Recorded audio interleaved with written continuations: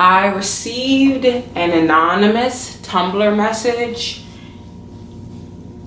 and the anonymous person asked me what my hair type was, and I didn't feel like I could really get everything out in a through text, so I decided to do a video on it, and I hope he or she sees it. Now, everyone talks about having like 3A, 3B, 3C, and then there's the 4A, 4B, 4C.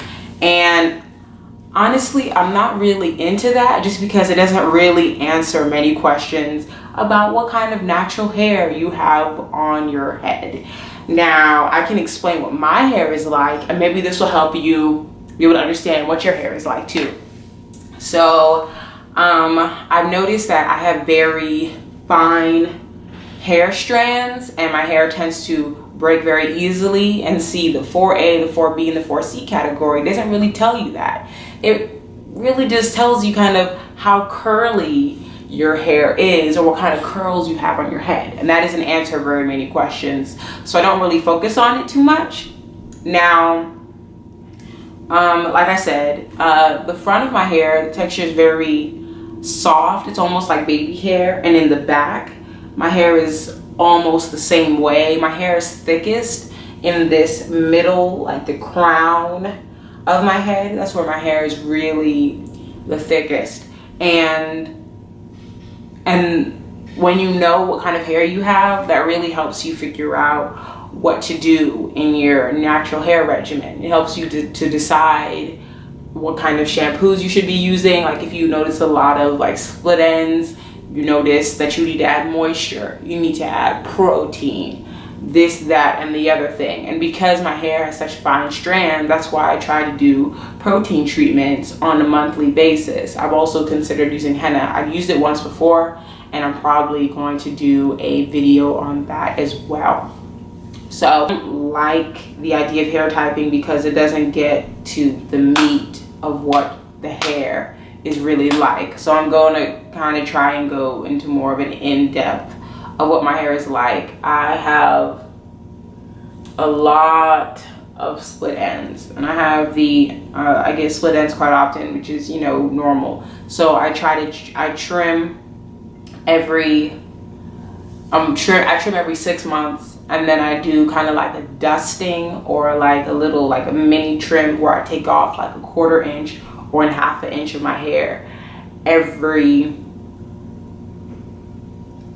3 months. So in between the trimming phases, I'll be dusting right in the middle of that phase, and that's just to deter some of the, you know, split ends that I get. And some people can do without having their hair in a protective style all the time. I love those people. I am not one of those people.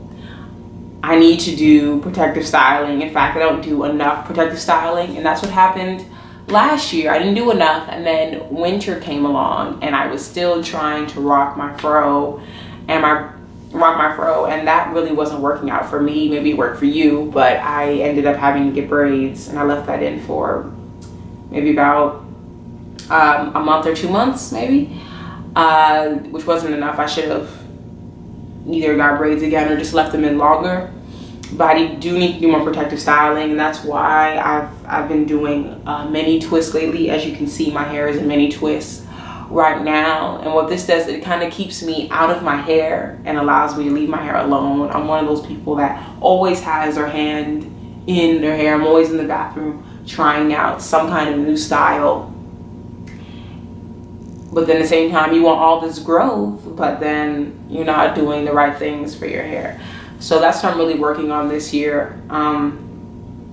This is going to be the year of protective styling, which I need for the kind of hair that I have on my hair. And I have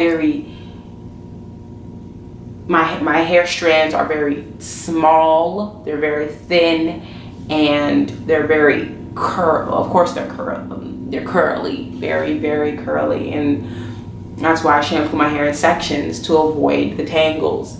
Now, when it comes to the detangling phase, that's when I get in trouble. For a long time, I was debating finger detangling, combing, finger detangling, combing, finger detangling, Denman brush. Then there's a wide tooth comb and all of this and all of that. And what I've noticed is that when I finger detangled, I got a lot less breakage and I was more thorough than I was when I was using combs. And I have the kind of hair that no matter how gentle I am with it, I will still find many pieces of hair in my comb that should be still on my head.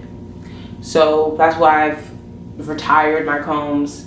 I use it like if I become really lazy, really lazy, but most times I will finger detangle just because my hair is very fragile and it just breaks very easily. That's one thing I've noticed. I get a lot of shed hair.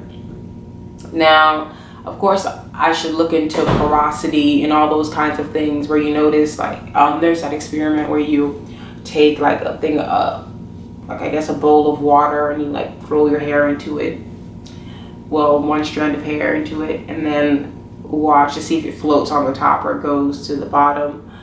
Honestly, I'm afraid to do it.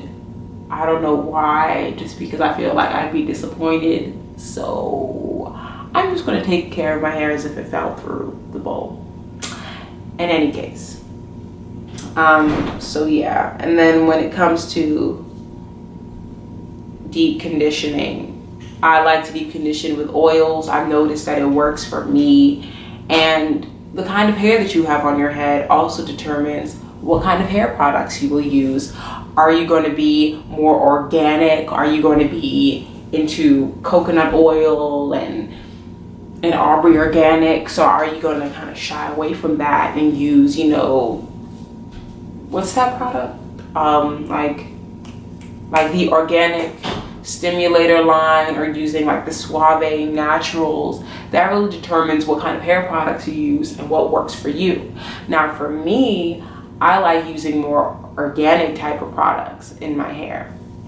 And that's just what works for me, because I noticed I was using, when I first started out my journey, I was using like Talia Waajid shampoo, and that did not work for me at all. Even if I pre-pooed with all of the olive oil in the world, my hair just came out bone dry, and that didn't work for me. But when I switched to Shea Moisture, I noticed that I was still able to retain a lot of that moisture, a lot of the added moisture from when I pre-pooed my hair.